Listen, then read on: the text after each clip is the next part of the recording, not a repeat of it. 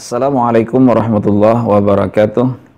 Hamdan wa syukran lillah, wassalatu wassalamu ala rasulillah Sayyidina wa maulana Muhammad ibn Abdullah wa ala alihi wa ashabihi wa mawala amma ba' Alhamdulillahi rabbil alamin. Kita bersyukur kepada Allah. Allahumma salli ala Sayyidina Muhammad. Kita bersalawat kepada Rasulullah sallallahu alaihi wasallam. Kaum muslimin dimanapun anda berada, para mahasiswa Fakultas Syariah YIN Palangkaraya yang memprogramkan mata kuliah Usul Fikih 2, alhamdulillah pada hari ini kita bisa bertemu kembali melanjutkan perkuliahan kita.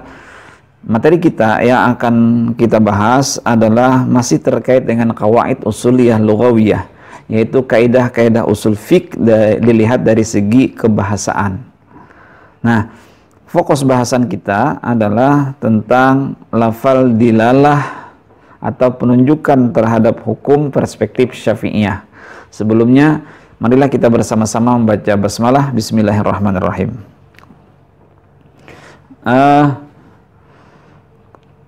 Pada pertemuan sebelumnya kita membahas dilalah atau penunjukan satu lafal terhadap hukum perspektifnya Hanafiyah, yaitu Hanafiyah membagi dua, ada dilalah lafziyah, ada dilalah ghairu lafziyah. Dilalah lafziyah, kita banyak ke fokus bahasan dilalah lafziyah, yaitu dilalah lafziyah adalah dilalah ibarah satu, yang kedua dilalatul isyarah, yang ketiga dilalatul dilalah atau dilalatul nas, yang keempat dilalatul iqtida. Nah, mudah-mudahan bisa diingat ya. Ada ghairu lafziyah, silahkan anda baca ulang lagi pembahasan kita sebelumnya. Nah, adapun hari ini kita bahas terkait dengan dilalahnya mazhab Syafi'iyah. Seperti apa dilalah mazhab Syafi'iyah? Ayo kita ikuti lagi. Nah, pengertian dilalah saya pikir sudah jelas karena sudah kita sampaikan secara jelas pada pertemuan sebelumnya. Intinya adalah makna dari dilalah ini adalah untuk memberikan petunjuk arah suatu persoalan. Jika kita kaitkan dengan hukum, ya, jika kita kaitkan dengan hukum, berarti kemana arah hukum yang diinginkan oleh satu lafal. Itu. Ini ada satu lafal, lalu arah hukumnya apa sih? Nah, itu sudah kita jelaskan. Kemana sih atau apa sih maksud lafal ini? Kemana sih dia? Maksudnya ini. Mana lafalnya ini? Nah, kita melihat ke arah lafalnya ini mau apa? Penunjukan hukumnya itu kemana dia? Intinya kayak gitu. Kita lanjut ya. Kita lanjut. Ulama Syafi'iyah membagi dilalah ini kepada dua, yaitu dilalah mantuk. Mantuk itu berasal dari kata nataqa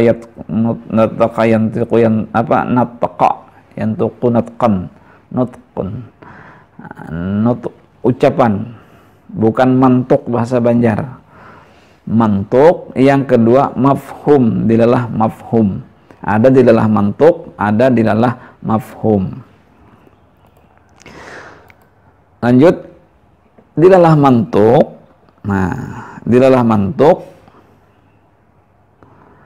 makna hukum yang ditunjukkan oleh lafal ada dalam ucapan lahir lafalnya sendiri.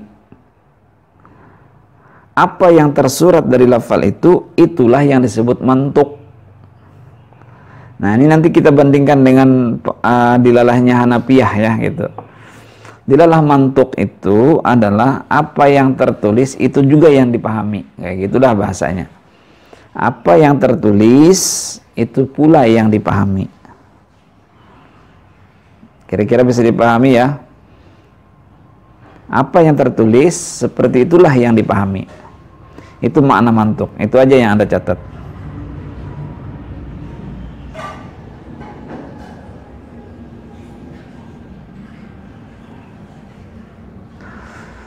Langsung ya kita ke contoh dalam surah An-Nisa ayat 23. Waribaikumul lati fi hujurikum min nisaikumul lati dakhaltum. Diharamkan atasmu mengawini anak tiri yang berada dalam asuhanmu dari istri-istri yang telah engkau gauli. Bisa dipahami nggak itu? langsung dipahami. Kira-kira itu langsung bisa dipahami. Nah, apa yang tertulis secara zahir itu pula yang dipahami. Apa yang tertulis seperti itulah yang dipahami. Apa yang tersurat yang kita pahami itulah yang disebut dengan mantuk. Lafal-lafal, susunan lafal-lafalnya ini yang tertulis, yang tersurat itulah yang kita pahami secara tersurat, itulah yang disebut dengan mantuk. Kira-kira jelas ya. Mantuknya haramnya menikahi anak tiri yang sudah ibunya digauli, kan itu sudah jelas, kan sudah dipahami tadi. Mantuknya itu adalah haramnya menikahi anak tiri yang sudah ibunya sudah digauli. Karena tadi kan sudah kita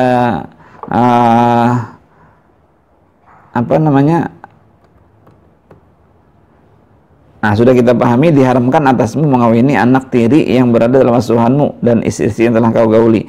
Karena sudah jelas itu. Makanya mantuknya itu tadi adalah ini tadi, haramnya menikahi anak tiri yang sudah ibunya pernah kau gauli, tidak boleh lagi dinikahi. Lanjut. Nah, mantuk ini terbagi dua. Ada mantuk sharih, ada mantuk ghairu sharih. Jadi kalau Anda punya buku tulis, dibikin aja mantuk itu pengertiannya apa, kemudian tulis mantuk ini terbagi dua. Mantuk. Ada mantuk sharih, ada mantuk ghairu sharih. Bikin panah skema begitu. Mantuk sharih ini adalah seperti apa? Mantuk sharih ini adalah semakna dengan dilalah ibarah al-Hanafi. Nah, jadi dari ini tadi kita bisa membandingkan mantuk sharih itu sama dengan dilalah ibarahnya Hanafi yang kita bahas yang lalu, yaitu makna yang segera dapat dipahami dari susunan suatu lafal, baik yang dimaksudkan itu makna asli atau bukan makna asli. Nah, kita mencontohkan kemarin kan waktu di dilalahnya Hanafiyah, fankihu ma tabalakum minan nisa'i masna wa sulasa wa ruba'. Nah, artinya boleh berpoligami. Nah, istilahnya begitu. Intinya begitu ya. Nah, jadi mantuknya sharih yang jelas harus kita padankan gini. Mantuk sharih dari mazhab Hanafi itu semakna dengan dilalah ibarahnya mazhab Hanafiyah. Mantuk sharih, maaf tadi ya saya salah sebut, mantuk sharihnya Imam Syafi'i itu sama dengan dilalah ibarahnya mazhab Hanafi. Gitu. Ini yang jelas, sudah jelas di sini. Nah, ada mantuk ghairu sharih. Mantuk ghairu sharih adalah semakna dengan dilalah isyarahnya Hanafi. Mantuk ghairu sharih itu terbagi dua. Yang pertama, semakna dengan dilalah isyarahnya al-Hanafi. Dilalah isyarah Hanafi yang kemarin kita mencontohkan, wa'alal mauludi lahu rizquhunna wa kiswatuhunna bil ma'ruf. Kewajiban ayah memberikan nafkah kepada istri-istri mereka dari pakaian, makanan dengan baik. Lalu isyarahnya mana? Isyarahnya adalah wa'alal mauludi, itu adalah atas anak. Tapi kenapa diartikan ayah? Nah, otomatis di situ bahwasanya maksudnya adalah suami beristri, punya istri itu ya, otomatis ada anak. Yang istri saja diberikan nafkah, wajib diberikan nafkah, maka terlebih lagi yang dihasilkan dari pernikahan ini, anak wajib dinafkahi. Nah, wa'alal mauludi itu, teks itu tadi memiliki isyarat lain dari di luar dari yang tertulis. Gitu ceritanya. Silakan ulang lagi ke dilalah isyarahnya al-Hanafi. Yang jelas mantuk ghairu sharih ini ada dua dari mazhab Syafi'i. Dia yang pertama sesuai semakna dengan punyanya dilalah isyarahnya al-Hanafi. Yang kedua semakna juga dengan dilalah iqtida al-Hanafi. Pemahaman terhadap makna suatu lafal tidak dimengerti dengan baik bila tidak memunculkan makna yang lain. Contohnya tadi banyak sebenarnya kita mencontohkan waktu di dilalah iqtida, was'alil qaryata allati kunna fiha. Tanyalah kampung tempat kita berada. Nah, apa sih maksud tanyalah kampung tadi? Oh, ternyata dilalah iqtidanya itu adalah, atau ghairu sharih dalam mazhab Syafi'i, kalau tidak ditambahkan suatu lafal lain, maka tidak bisa dipahami dengan baik. Maka perlu ditambah dengan lafal penduduk kampung. Bertanyalah penduduk kampung. Nah, ini ghairu sharih. Mudah-mudahan bisa dipahami, dibandingkan, dilihat, dipadankan, maka insya Allah paham. Oh, ini yang contoh tadi ya. Contoh tadi sudah kita jelaskan. Contoh ini. Hurrimat alaikum ummahatukum wa banatukum juga maksudnya adalah dikawini, gitu. Tadi kan sudah kita jelaskan, al-iqtida itu sama. Nah, sekarang kita beralih ke pembahasan mafhum. Nah, mafhum ini ternyata terbagi lagi kepada dua. Nah, ini dari mazhab Syafi'i begitu. Mafhum terbagi kepada dua. Yang pertama mafhum muwafaqah. Mafhum muwafaqah. Nah, mafhum muwafaqah. Yang kedua mafhum mukhalafah. Nah, ini bedanya dengan mazhab Hanafi. Yang pertama mafhum muwafaqah, yang kedua mafhum mukhalafah. Bisa dilihat, silakan ditulis. Yang pertama dulu mafhum muwafaqah. Apa itu mafhum muwafaqah? Mafhum muwafaqahnya mazhab Syafi'i itu sama dengan dilalatun nasnya atau dilalah mazhab Hanafi. Nah, itu tadi kan gini, mantuk itu ada dua, mantuk sarih dengan mantuk ghairu sarih. Mantuk sarih itu semakna dengan dilalah ibarahnya Hanafi. Mantuk ghairu sarih itu yang ada dua. Pertama semakna dengan dilalah isyarah, yang kedua semakna dengan dilalah iqtida. Nah, lalu mafhum ini terbagi dua adalah mazhab Syafi'iyah. Nah, mafhum yang pertama adalah mafhum muwafaqah. Mafhum muwafaqah itu semakna dengan dilalah atau dilalatun nasnya mazhab Hanafi. Kira-kira bisa dipahami ya. Mafhum muwafaqah sama gitu. Bahkan dari mazhab Syafi'i itu merinci lagi. Mafhum muwafaqah ini ada yang disebut dengan mafhum aulawi atau fahwal khitab, ada mafhum musawi. Mafhum aulawi ini misalnya fala taqul lahum uffin, janganlah kamu berkata-kata kasar kepada orang tuamu. Jangan sama sekali. Nah, berkata-kata kasar saja tidak boleh, apalagi menampar, apalagi menempeleng, apalagi menendang, apalagi menyuruh-nyuruh orang tua kita. Karena apa? Itu adalah menyakitkan orang tua kita. Maka ini disebut dengan mafhum aulawi. Aulawi itu lebih utama, apalagi gitu. Makanya adalah kalau kita atau Anda pernah atau dulu kita sudah belajar materi qiyas, itu disebut dengan qiyas aulawi.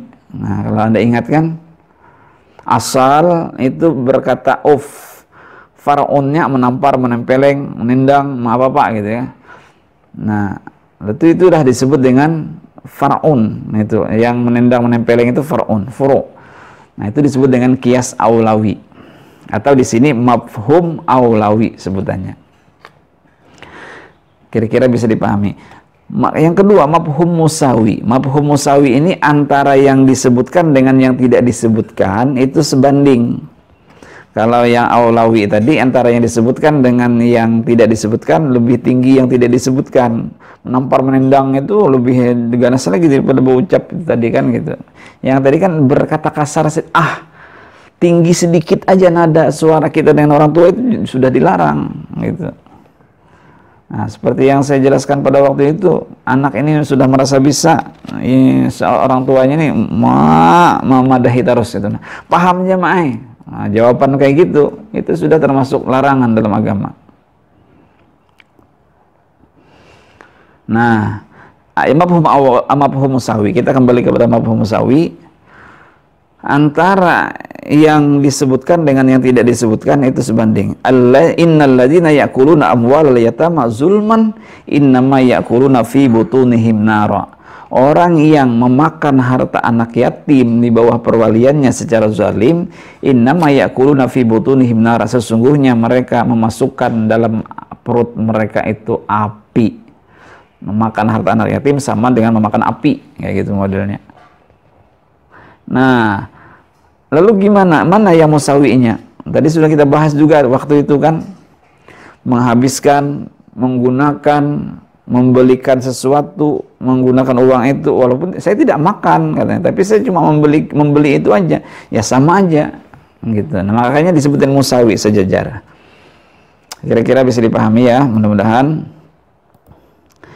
Mafhum aulawi atau pahwal khitab, berlakunya hukum pada yang tidak disebutkan lebih kuat. Nah, ini sudah kita jelaskan ya, sudah kita jelaskan nih. Nah, musawinya juga sudah kita jelaskan tadi. Sekarang kita pindah ke mafhum mukhalafah. Apa arti mafhum mukhalafah? Hukum yang tidak disebutkan dalam lafal dipahami berbeda dengan hukum yang disebutkan. Hukum yang tidak disebutkan dalam lafal dipahami berbeda dengan hukum yang disebutkan. Kadang-kadang kita memahami kebalikannya gitu nah modelnya. Ini hukumnya disebutkan begini. Tidak boleh lewat jalan sini. Gitu. Berarti dilarang, gitu kan modelnya bahasannya. Hukum yang disebutkan dipahami berbeda dengan hukum yang disebutkan. Atau kita lanjut ke sini dulu, petunjuk hukum yang dipahami berbeda dari ucapan. Yang diucapkannya kayak gini, tapi kebalikannya kayak gitu. Kebalikannya beda kayak gitu. Nah, petunjuk hukum yang dipahami berbeda dari ucapan, baik dalam menetapkan maupun menidakkan. Hukum yang diberlakukan adalah kebalikan dari hukum yang disebutkan. Nah, itu aja pemahamannya. Hukum yang disebutkan, hukum yang diberlakukan adalah kebalikan dari hukum yang disebutkan. Nanti kita lihat contohnya supaya lebih mempermudah memahaminya. Hukum yang diberlakukan adalah kebalikan dari hukum yang disebutkan. Hukum yang disebutkan kayak gini, tapi yang diberlakukan adalah kebalikannya. Hukum yang disebutkan adalah A, misalnya, tapi kebalikannya adalah beda dari A. Gitu. Itu yang dimaksud dengan mafhum mukhalafah. Mudah-mudahan bisa dipahami ya. Oke, kita lanjut. Nah, mafhum mukhalafah ini terbagi kepada 5. Ada mafhum sifat, ada mafhum syarat, ada mafhum ghayah, ada mafhum adad, ada mafhum laqab. Ada 5. Saya ulangi, bisa dibaca, silakan ditulis. Ada mafhum sifat. Yang kedua ada mafhum syarat, ada mafhum ghayah, ada mafhum adad, ada mafhum laqab. Nah, kita sambil lanjut, nanti ada yang 5 ini kita tuliskan juga masih. Yang pertama adalah mafhum sifat.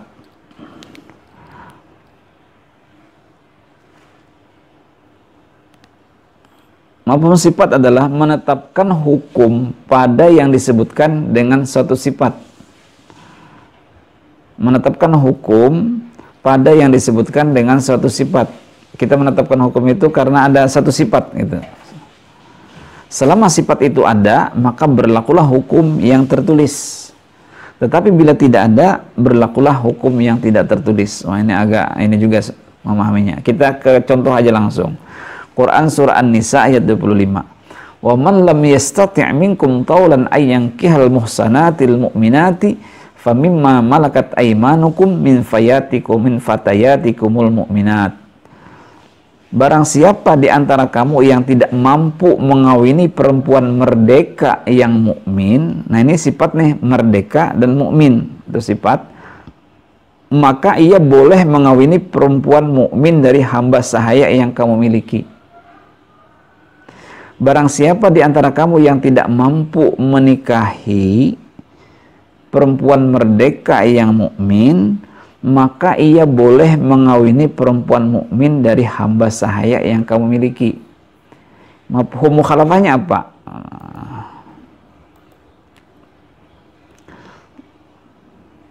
Ya, kita ulang dulu. Barang siapa yang di antara kamu yang tidak mampu menikahi perempuan merdeka yang mukmin, maka ia boleh mengawini perempuan mukmin dari hamba sahaya yang kamu miliki. Itu kita ingat ya artinya dulu ya. Silakan diingat, tidak mampu menikahi perempuan merdeka yang mukmin, maka boleh menikahi perempuan hamba sahaya gitu. Nah, mantuk atau hukum untuk yang disebutkan pada ayat tadi, boleh menikahi perempuan mukmin dari hamba sahaya yang tidak, bagi yang tidak mampu menikah dan merdeka. Artinya kan bagi yang tidak mampu menikahi perempuan yang merdeka dan mukmin, boleh menikahi perempuan hamba sahaya. Berarti mantuknya itu adalah boleh kita menikahi perempuan mukmin dari hamba sahaya yang dimiliki bila tidak mampu menikahi yang merdeka, kan boleh kayak gitu. Itu pertama. Mafhum sifatnya, bila mampu maka harus menikah dengan perempuan mukmin yang merdeka, jangan menikahi dengan perempuan yang tidak merdeka, karena ayat tadi kan berkata adalah bagi yang tidak mampu menikahi perempuan merdeka, boleh menikahi yang hamba sahaya. Nah, itu ayat tadi. Nah, sekarang kebalikannya berarti bila mampu. Nah, makanya yang tadi kan kita kembali pengertian mafhum mukhalafah itu adalah hukum yang diberlakukan adalah kebalikan dari yang disebutkan. Hukum yang diberlakukan itu kebalikan dari yang disebutkan. Bila mampu berarti jangan menikahi perempuan yang tidak merdeka, jangan menikahi perempuan hamba sahaya, tapi harus menikahi perempuan yang merdeka. Bila tidak mampu, berarti kalau tidak mampu berarti tidak boleh dengan hamba sahaya yang tidak mukmin, karena disebut dengan hamba sahaya yang mukmin tadi kan gitu. Atau kalau tidak mampu berarti tidak boleh dengan yang merdeka gitu. Tidak boleh dengan merdeka, karena yang tadi kan tidak mampu itu boleh dengan perempuan hamba sahaya kalau tidak mampu. Berarti kalau mampu berarti harus dengan yang mampu. Kalau mampu berarti harus dengan hamba. Kalau mampu berarti harus dengan perempuan merdeka yang mukmin. Tapi kalau tidak mampu tidak boleh dengan yang merdeka, tapi boleh dengan hamba dan yang mukmin. Kira-kira gitulah intinya. Mudah-mudahan bisa dipahami. Kebalikan dari yang disebutkan itu yang berlaku. Mafhum syarat. Mafhum syarat adalah menetapkan hukum pada yang disebutkan dengan satu syarat. Syarat disebutkan ada satu syarat. Selama syarat itu ada, berlakulah hukum yang tertulis. Tetapi bila tidak ada, maka berlakulah hukum tidak tertulis. Selama syarat itu ada, maka tetap berlaku hukum yang tertulis. Kalau sudah tidak, bila tidak ada lagi syarat itu, maka berlakulah hukum yang tidak tertulis. Kita lihat dari contoh. Fa in tibna lakum. Nanti silakan Anda kaji lagi, silakan lihat ayatnya dalam surah An-Nisa ayat 4. Fa in tibna lakum an syai'in minhu nafsan fakuluhu hani'am mari'a. Kemudian jika mereka menyerahkan kepada kamu sebagian dari mas kawin itu dengan senang hati, mahar, mas kawin itu ya, maka makanlah pemberian itu sebagian makanan yang sedap lagi baik akibatnya. Nah, sekarang kita lihat mafhumnya apa sih? Mantuk atau hukum yang disebutkan pada ayat di atas, bolehnya memakan atau menggunakan mas kawin yang telah diberikan pada istri, asalkan istri itu ridha. Artinya bisa jadi juga kan kita memberikan misalnya mahar, ada bentuk makanan atau misalnya bentuk uang atau apa, lalu digunakan. Nah, Dek, ternyata kita ini kemarin mahar saya ini dari ini, boleh nggak saya pinjam lagi, saya modalkan untuk usaha. Nah, ternyata dipakai, alhamdulillah balik modal, dikembalikan lagi lah kayak gitu. Tapi kalau kata si istri, nggak usah bang, dikembalikan, saya rela aja nggak apa-apa. Nah, boleh. Tapi ada juga yang pinjam mahar dari istri malah nggak balik-balik, modalnya nggak balik. Nah, itu lebih bermasalah lagi. Nah, asalkan istri ridha, gitu ya, intinya asalkan istri ridha. Tapi bila istrinya tidak boleh memakan menggunakan mas kawin yang telah diberikan bila istrinya tidak ridha. Jadi istrinya, aduh bang, gimana bang, kemarin dulu dipakai uang bukan mahar itu tuh nggak balik-balik. Ini apalagi mahar, ini adalah gimana gitu rasanya kalau saya kasih, rasanya berat bang kalau saya kasih ini uang ini untuk abang modalkan, soalnya nggak balik-balik modal nih misalnya. Bila istrinya tidak ridha, maka berarti tidak boleh menggunakan uang mahar itu tadi, pemberian kita yang dulu. Intinya kayak gitu. Jadi kebalikannya lah intinya. Yang selanjutnya mafhum ghayah. Nomor 3 mafhum ghayah, menetapkan hukum pada yang disebutkan dengan suatu batasan limit atau batasan. Selama batasan itu ada, maka berlakulah hukum yang tertulis tadi.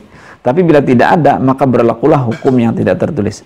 Artinya selama ada batasan ini, maka berlakulah hukum batasan itu. Tapi ketika sudah tidak ada lagi batasannya, maka tidak lagi berlaku. Misalnya contoh Al-Baqarah ayat 230.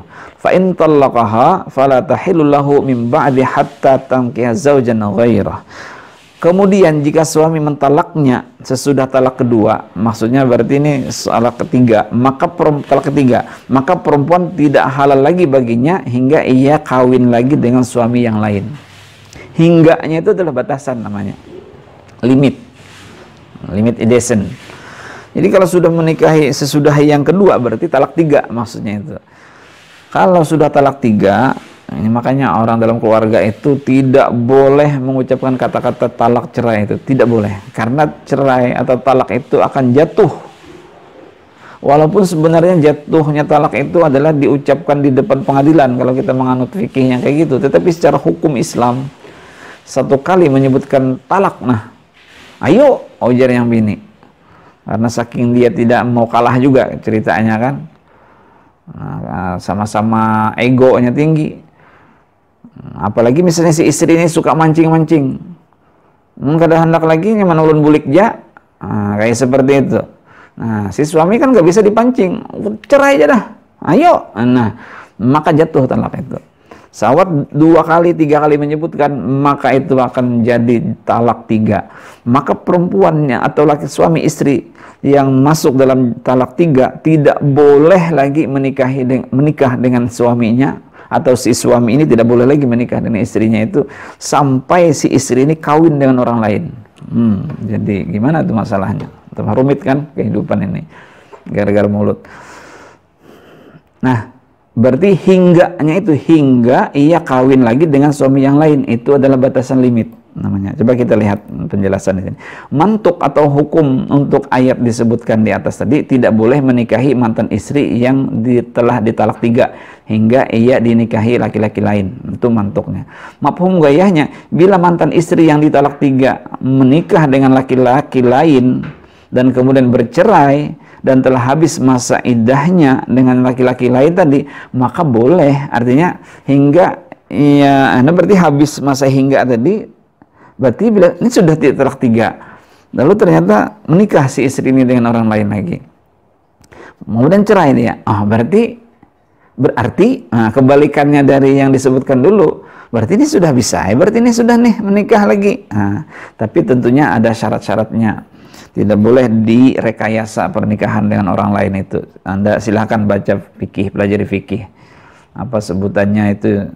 Cina buta, nikah Cina buta kata orang. Artinya direkayasa supaya istri ini menikah dengan orang lain kemudian dicerai, supaya dia bisa lagi kembali kepada istrinya. Itu ya. Lanjutnya adalah mafhum adad. Mafhum adat adalah menetapkan hukum pada yang disebutkan dengan suatu bilangan. Menetapkan hukum pada yang disebutkan dengan suatu bilangan. Dalam Quran surah An-Nur ayat 2, Az-zaniyatu waz-zani fajlidu kulla wahidin minhuma mi'atan jaldah. Perempuan yang berzina dan laki-laki yang berzina, maka deralah tiap-tiap orang dari keduanya 100 kali dera. 100 kali cambuk. Masya Allah, na'udzubillah min dzalik. Mafhumnya adalah 100 kali dicambuk. Mafhum adatnya tidak sah pukulan dera lebih atau kurang. Pokoknya ini 100 sudah. Tapi saking sangkal kesalnya orang, sekali lagi berenah 101, tidak boleh. Itu sudah menzalimi orang lain. Atau merasa kasihan, aduh janganlah tek misalnya seperti itu, di 99 aja dah, kasih 1 bonus misalnya. Tidak boleh itu. Mafhum adatnya tidak sah pukulan dera yang kurang atau lebih dari 100 kali pukulan bagi laki-laki dan perempuan yang berzina. Selanjutnya adalah mafhum laqab. Nah, mafhum laqab ini karena tidak terlalu berhubungan dengan hukum Islam. Menetapkan hukum pada yang disebutkan dengan satu nama atau panggilan. Misalnya Muhammad adalah Rasulullah yang bernama Muhammad bin Abdullah. Mafhum laqabnya, laqab tidak berlakunya kerasulan bagi orang selain Muhammad bin Abdullah. Begitu juga tentang sebutan haram adalah suatu perbuatan yang dilarang. Muhammad bin Abdullah Rasulullah, berarti Muhammad bin Abdullah yang bukan rasul lain itu tidak berlaku, bukan rasul gitu maksudnya. Begitu juga tentang sebutan haram adalah suatu perbuatan yang dilarang. Mafhum laqabnya tidak berlakunya perbuatan yang dibolehkan untuk yang haram. Artinya ini diharamkan, berarti kebalik, ini haram loh, ini nggak boleh loh Anda mengerjakan ini, gitu misalnya. Berarti kebalikannya ini tadi adalah tidak berlakunya perbuatan yang diharamkan ini untuk Anda lakukan. Kebalikannya kayak gitu. Ini nih, ini hati-hati ya, jangan kau lewat ini. Nah, berarti mafhum mukhalafahnya tidak berlaku, tidak boleh melewati jalan ini, gitu. Tidak halal, tidak berlaku dia melewati jalan itu.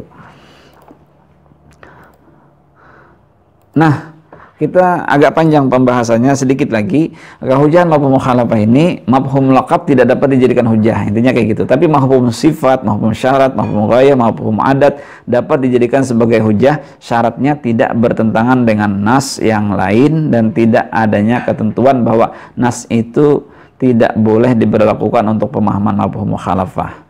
Intinya dari 5 mafhum mukhalafah tadi ada mafhum laqab tidak dapat dijadikan hujjah. Yang keempatnya dapat dijadikan hujjah asalkan tidak bertentangan dengan nas atau dalil yang lain. Saya ulangi lagi, mafhum ini tadi kan ada 5 mafhum mukhalafah. Mafhum laqab tidak berlaku untuk dijadikan sebagai hujjah, tapi mafhum yang 4-nya dapat dijadikan sebagai hujjah asalkan tidak bertentangan dengan dalil-dalil yang lain, atau asal tidak bertentangan dengan dalil yang tidak memberlakukan mafhum mukhalafah di situ. Kira-kira jelas ya? Mudah-mudahan jelas. Nah, barangkali demikian materi kita. Tentang mafhum, tentang dilalahnya mazhab Syafi'iyah. Mazhab Syafi'iyah membagi dilalah ini kepada 2, yaitu mantuk, yang kedua mafhum. Mantuk tadi terbagi kepada 2, ada mantuk sarih, ada mantuk ghairu sarih. Mantuk sarih itu sama dengan dilalah ibarahnya mazhab Hanafi. Kemudian mantuk ghairu sarih itu ada 2, yang satunya sama dengan dilalah iqtida, yang kedua sama dengan dilalatul isyarah. Yang kedua mafhum. Mafhum ini terbagi kepada 2. Ada mafhum muwafaqah, ada mafhum mukhalafah. Mafhum muwafaqah itu sama dengan dilalatul dilalahnya atau dilalatul nasnya Imam mazhab Hanafi. Kemudian mafhum mukhalafah ini berbeda, tidak ada dalam mazhab Hanafi. Mafhum mukhalafah ada dalam mazhab Syafi'i. Nah, mafhum mukhalafah itu terbagi pada 5 tadi.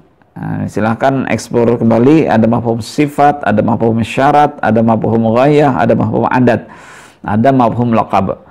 Mafhum laqab tidak bisa kita jadikan sebagai hujah, tapi mafhum yang lainnya boleh kita jadikan sebagai hujah asalkan tidak bertentangan dengan nas atau dalil yang lain atau yang tidak memberlakukan mafhum mukhalafah pada waktu itu. Barangkali demikian pertemuan kita, mudah-mudahan ada manfaatnya.